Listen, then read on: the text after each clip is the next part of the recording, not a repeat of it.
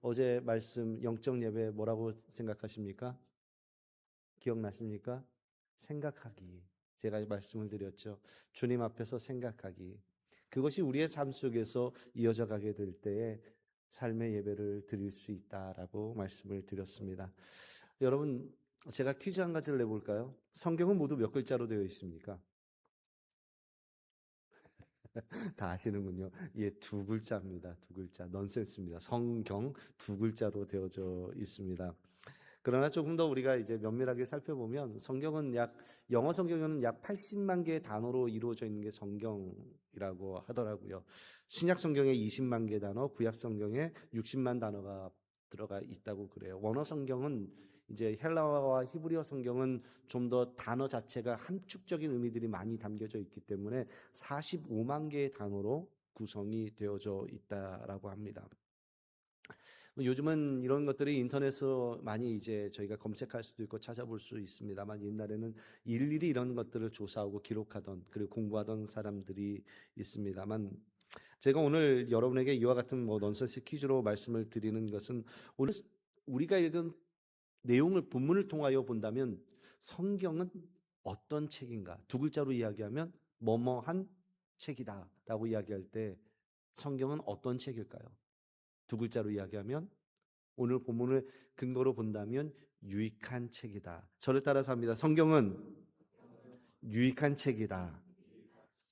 성경은 참으로 유익하다. 이것은 우리가 너무나도 잘 알고 있습니다. 오늘 본문이 성경이 유익한 책이라는 것을 깊게 강조하고 있는데, 이것은 우리 성도들로서, 신자로서 우리가 절대 놓쳐서는 안 되는 부분이라고 할 수 있습니다.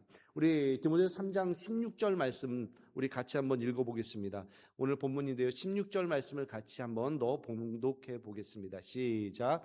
모든 성경은 하나님의 감동으로 된 것으로 교훈과 책망과 바르게 함과 의로 교육하기에 유익하니. 보통 이 말씀을 우리가 공부하거나 배우게 된다고 할 때에 하나님의 감동으로 된 것으로, 성경이 하나님의 영을 불어넣어 주셔서 하나님의 생각이 조금 더 그릇됨 없이, 잘못됨 없이 성경 안에 기록되어 있다, 이렇게 이야기하면서 이것을 성경의 영감이다, 하나님의 성령의 영감으로 말미암아 성경이 기록되어졌다라고 배우게 됩니다. 그런데 오늘 본문은 성경이 영감되었다라는 사실보다 성경이 유익하다라는 데 사실 더 강조점이 있습니다. 이 헬라어의 그 문법상의 구조를 보게 되면 문법 자체가, 본문의 구조 자체가 유익한 것에 더 강조점이 들어가 있습니다. 그래서 성경은 유익한 책인데 어떻게 유익한 책이 될 수 있느냐? 하나님의 감동으로 쓰여졌기 때문에 성경은 유익한 책이다, 이런 얘기가 되는 겁니다. 그리고 성경은 오늘 본문 속에서는 이 유익한 영역에 대하여 네 가지로 이야기하고 있습니다. 이 16절 말씀의 네 가지가 과연 뭘까요? 교훈과 책망과 바르게 함과 의로 교육하기에 유익하다, 이것을 네 가지를 강조하고 있습니다. 이 네 가지 영역이 유익하다라는 것까지는 우리가 다 알고 있죠. 모든 사람들, 웬만한 분들이 많이 읽는 본문이기 때문에 여기에 대해서 우리가 잘 기억을 하고 있습니다만, 교훈과 책망과 바르게 함과 의로 교육하기에, 그 다음에 나와 있는 유익하다라는 것, 이것이 바로 오늘 본문의 골자이다라고 볼 수 있습니다. 유익한 것. 왜 유익하냐? 하나님의 감동으로 쓰여졌기 때문에 유익하다라는 겁니다. 이제 성경의 유익의 그 영역의 네 가지를 살펴보기 전에 연결된 말씀이 있죠. 17절 말씀입니다. 우리 17절 말씀 한 번 더 같이 읽겠습니다. 시작. 이는 하나님의 사람으로 온전하게 하며 모든 선한 일을 행할 능력을 갖추게 하려 함이라. 성경은 하나님의 사람으로, 오늘 본문의 말씀에 비춰보면 성경의 사람으로, 말씀의 사람으로 우리를 부르신다라는 겁니다. 성경이 이렇게 유익해서 교훈함과 그리고 바른 사람으로 이끌어가고 그것을 향하여 우리들에게 도전하고 있는 본문인 겁니다. 그래서 이 두 가지를 기억해 주셨으면 좋겠는데, 성경의 사람으로, 하나님의 사람으로 무엇을 하게 되느냐면 바로 온전하게 하며 선한 일을 행할 능력을 갖추게 한다. 그렇기 때문에 성경이 유익한 것이다 라는 오늘 본문 말씀이 이어져 가고 있습니다. 그런데 오늘 원문에서는요, 유익하다, 온전하다, 갖추게 하다, 이 동사가 점진적 형태로 나타나 있습니다. 이 17절 말씀에 이것은 다 비슷한 내용이긴 합니다만, 처음엔 유익하다, 그 유익한 것으로 우리를 온전하게 하며 그리고 그 온전함을 갖추게 한다라고 조금 더 강조되면서 그 의미를 더욱더 부가시켜 나가고 있는 것이 오늘 본문의 내용이라고 할 수 있습니다. 그러면 첫 번째 교훈, 성경은 어떤 교훈을 주기 때문에 우리를 유익하게 하는 것일까요?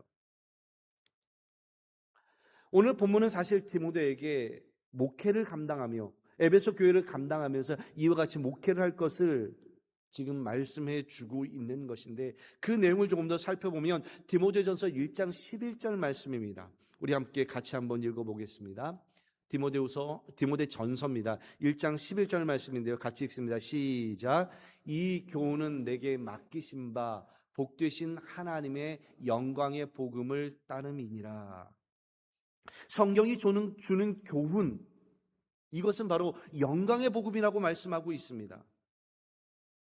영광의 복음 때문에 우리를 인도해 주신다라는 것, 이것이 바로 성경이 교육하기에 유익하다고 하는 내용인 겁니다. 그러면 영광의 복음, 이것은 복음을 설명하는 여러 가지 것들 중에 하나인데요, 우리가 잘 붙들고 있는 십자가 복음이 십자가 복음 위에서 다시 한 번 더 세워지게 되는 겁니다. 십자가 복음을 통과해야만 영광의 복음으로 나갈 수가 있게 되는데요, 십자가 복음으로 나를 부인하고 정말 하나님의 구원이 내 안에서 역사하여 그 붙들미 우리 안에서 나타나는 것, 그리고 그것으로 말미암아 하나님께서 역사하시는 세상과 그 역사들을 바라볼 수 있게 되는 것입니다.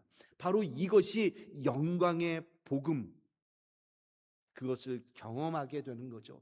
십자가로 살아가게 될 때에 하나님의 일하심을 보게 되며 바로 그 보는 광경이 영광의 복음이라는 겁니다.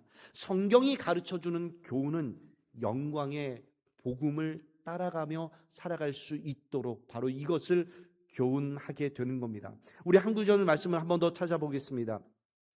디모데전서 4장 13절 말씀입니다. 같이 읽겠습니다. 시작. 내가 이를 때까지 읽는 것과 권하는 것과 가르치는 것에 전념하라. 세 가지 무엇을 하라고 이야기합니까?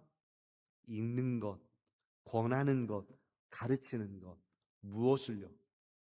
성경을, 하나님의 말씀을, 이것을 우리가 최선을 다하여 행할 것을 이야기하고 있는 겁니다. 성경을 권하는 것, 성경을 가르치는 것, 이것에 전념하라. 우리들에게 적용하면서 성경을 읽는 것과 듣는 것과 배우는 일에 전념하는 것, 이것이 우리들에게 주어지는 충성한 하나님의 일꾼으로서 가장 갖춰야 될 기초, 디모데에게 사도 바울이 이 말씀을 전하는 겁니다.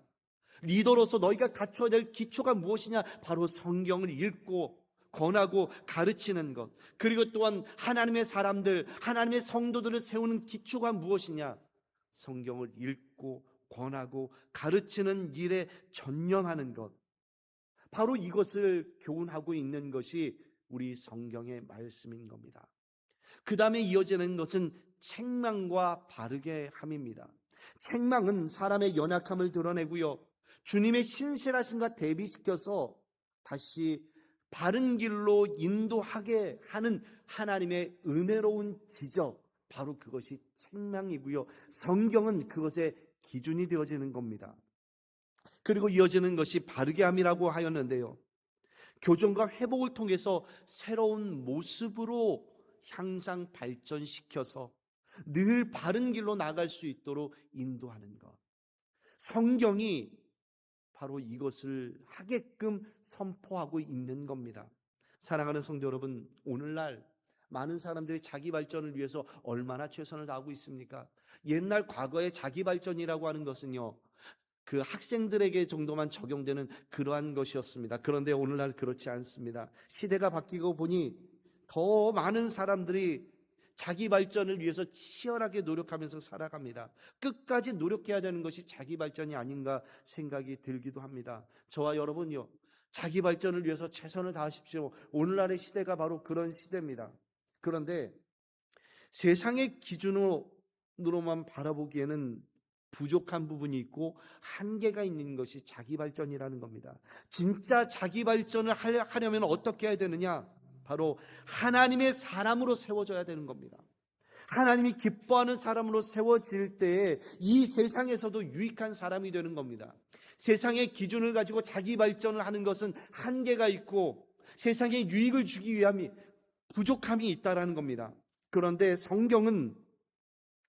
성경을 통하여 하나님의 사람으로 세워진 사람들은요, 이 사회 속에서도 진정으로 유익한 사람으로 세워질 수 있다라는 것을 가르쳐주고 있는 겁니다. 여러분, 성경이 바르게 하는 유익을 평생 동안 경험하시기를 바랍니다. 자기 교정하고 자기를 회복시켜서 지속적으로 발전시키는 일, 성경을 통해서만 우리가 할 수 있는 겁니다. 다른 것들로 할 수 없습니다. 그 말씀이, 하나님의 성경이 저와 여러분 가운데 온전히 세워져 가기를 간절히 소망합니다. 이 세상에서 우리가 갖추고 발전하는 것, 한계가 분명히 있습니다. 사람이 어떤 수준 그 이상으로 발전하려면요, 우리 안의 것을 제거해야 되는데 바로 죄를 제거해야 되는 겁니다. 죄의 뿌리가 우리를 올가매고 있으면요, 인간으로서 그 한계점을 뛰어넘을 수가 없습니다. 세상이 감당할 수 없는 하나님의 사람으로 키워가고 자기 발전할 수 있는 바로 그 출발점은 성경을 통하여 그 일을 행할 수 있는 겁니다. 그래서 책망을 통하여, 바르게 함을 통하여 나의 모습을, 나의 그 발전을 이루어갈 수 있는 겁니다. 책망은 어느 한순간에 우리의 잘못된 것을 비추는, 그래서 막 아프기도 합니다. 그런 것이 있습니다. 그리고 그 다음에 나오는 것이 바르게 함이라는 건데, 이것이 지속적으로 일어나는 겁니다. 비록 내 안에 아픔이 오는 그 책망함이 우리에게 있지만 바르게 함의 그 지속성이 우리를 온전하게 이끌고 나가는 겁니다. 책망을 한 번 받고 끝나는 것이 아니라 지속적으로 일어나는 겁니다. 계속적으로 내 안에서 그것을 교정하고 회복시키는 일로 나아가는 것, 이것이 성경의 유익인 겁니다. 네 번째는 성경은 의로 교육하기에 유익하다라고 말하고 있습니다. 여기서 교육이라는 말보다는 양육이라는 단어를 쓰는 것이 더 옳을 것 같은데요, 성경은 양육하기에 유익하다라고 말씀하고 있는데 이것이 어떤 의미일까요? 바울이 살았던 당시에는 로마 그리스가 문화가 있었던 곳입니다. 로마 시대였죠.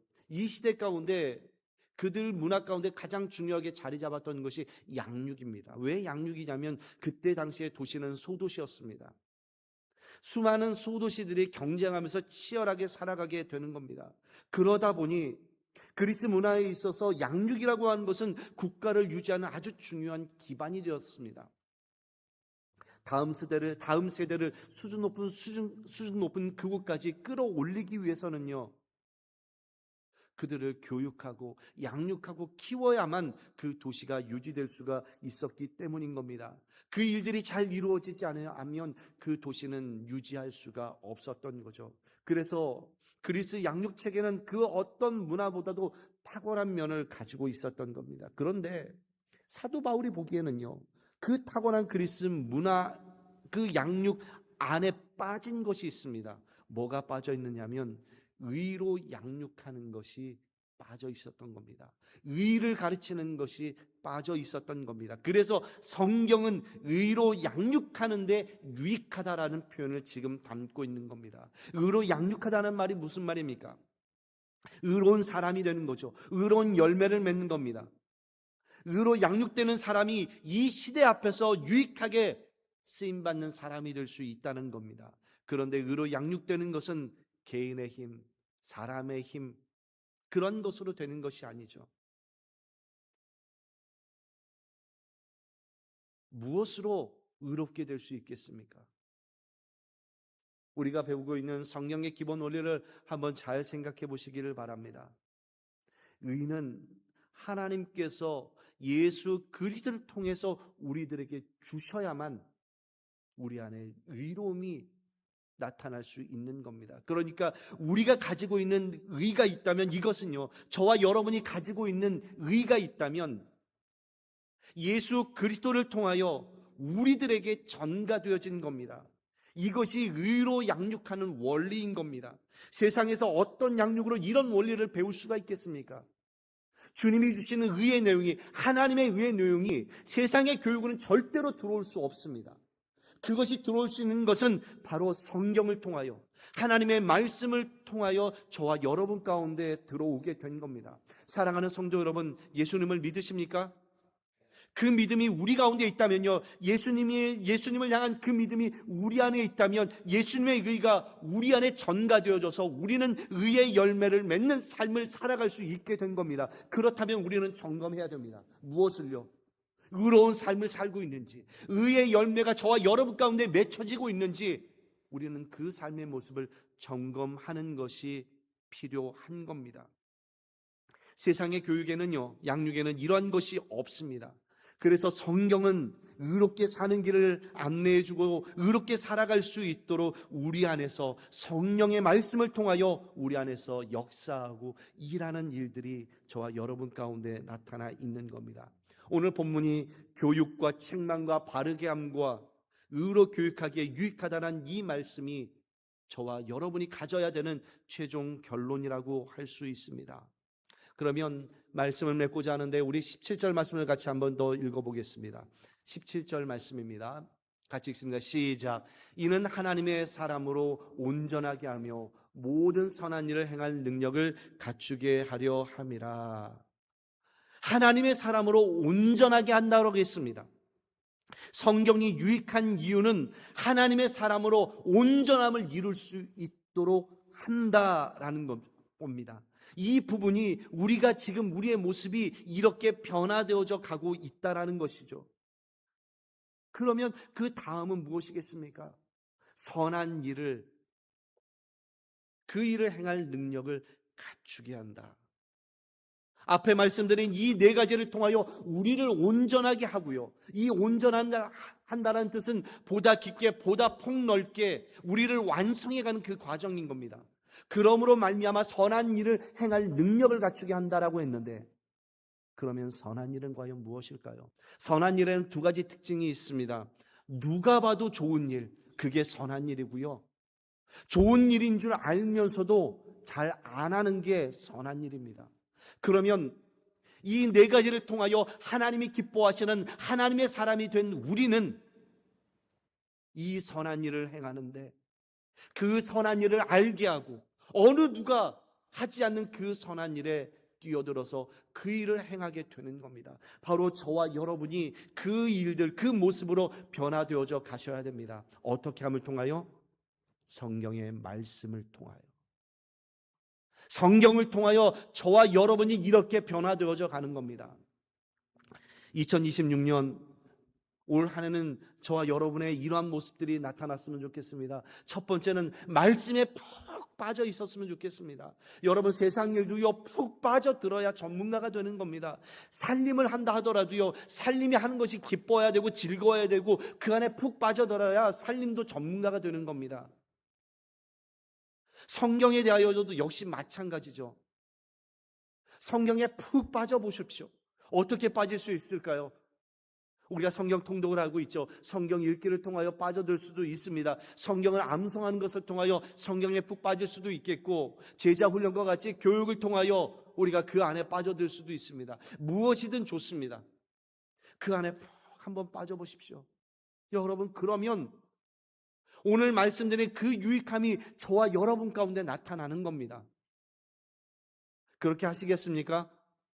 어제부터 우리가 성경 읽기를 시작했죠. 안 하시는 분 계십니까? 우리 목사님께 우리 김 목사님께 신청하셔서 여러분 성경 읽기에 한번 푹 빠져 들어보십시오. 물론 읽다 보면 어려운 내용들도 있고요, 이해가 되지 않는 부분들도 있습니다.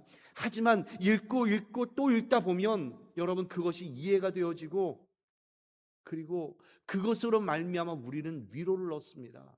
목회자들도요, 목사들도 성경 읽으면서 위로 얻는 겁니다. 다른 것에서 위로 얻지 않습니다. 얼마 전 한 개척하신 목사님과 이야기를 하는데요, 여러분 개척교회 힘들다는 거 잘 아시잖아요. 여러 가지 환경적으로 매우 힘든데 하나님의 말씀 그 묵상하다 보니 그것으로 견뎌낼 수 있습니다.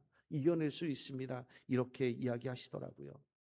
저와 여러분 성도는 다 똑같습니다. 저도 성도입니다. 목사 이전에 성도이자 신자인 겁니다. 이것이 먼저의 본질이죠. 하나님의 말씀으로 내 안에서 푹 빠져 있는 그 감동함이 있을 때 그 안에서 위로를 얻고요, 그 안에서 우리는 훈련되어지고 양육되어지는 겁니다. 다른 것으로 훈련시킬 수 있겠습니까? 어디 우리가 교회 리더를 키우기 위해서 다른 세상의 리더십, 대학교에서 하는 리더십 훈련에 들어가면 교회 리더가 될 수 있나요? 그렇지 않습니다. 리더가 될 수 있는 방법은요, 성경에 푹 빠져드는 겁니다. 하나님 말씀에 푹 빠져들어서 그 안에서 주시는 기쁨과 은혜를 누리는 것, 그 유익함이 우리에게 주어짐으로 말미암아 우리가 변화되어져서 하나님의 사람이 하나님의 사람으로 온전함을 이루고, 그 온전함 속에서 세상을 향하여 선한 일을, 그 일을 할 수 있는 능력을 갖춰가게 되는 거죠. 어느 누구도 하지 않는 그 일을 내가 하게 되는 겁니다. 사랑하는 우리 성도 여러분, 2026년 이 한 해 속에서 그러한 모습으로 변화되어지고 갖추어가는 저와 여러분들이 되셨으면 좋겠습니다. 오늘의 실천 세 가지를 한번 여러분들과 읽고 마치고자 합니다. 오늘 우리 같이 첫 번째 한번 읽어보겠습니다. 시작. 말씀에 머무는 시간을 갖습니다. 두 번째, 말씀을 거울 삼아 내 마음, 내 태도, 습관을 점검합니다. 세 번째, 말씀을 통해서 누가 봐도 선하고 좋은 일을 합니다. 하실 수 있겠습니까? 아멘 하셔야죠. 하실 수 있겠습니까? 여러분 이 세 가지 오늘 하루 속에서 꼭 실천하시고 그것으로 말미암아 성경의 말씀에 더 깊이 들어가시는 저와 여러분들이 되기를 간절히 소망합니다.